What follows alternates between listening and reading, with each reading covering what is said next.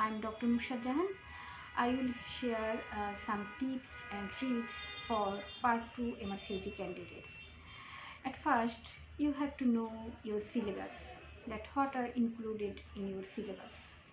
You need to know some guidelines. Very important guidelines are green top guideline, NICE guideline, and also talks are very important. Apart from this, you need to read scientific impact paper, BASH guideline, and also ISHRI guideline. And you know that all this information can be divided into 13 to 14 modules, and you have to make your own note of these separate modules. You have to make your own preparatory notes after reading the guidelines and what are the important points.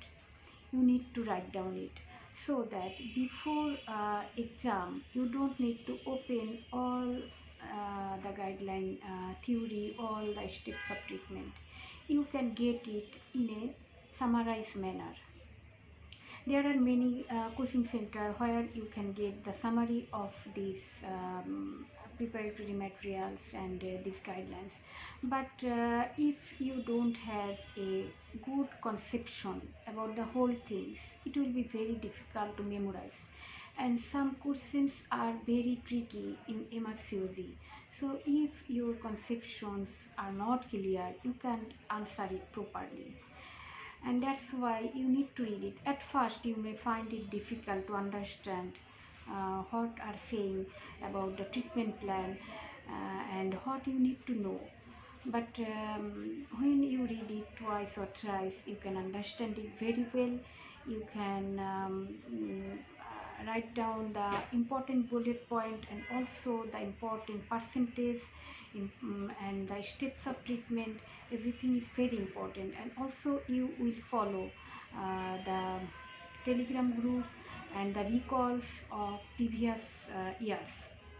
And study buddy is also very important here. You can get new information, how to read properly, and you can memorize it effectively if you discuss your study with your study buddy. And then consistency, hard working is very important here because this MRCOG part 2 is difficult, considered as difficult compared to part 1 and part 3.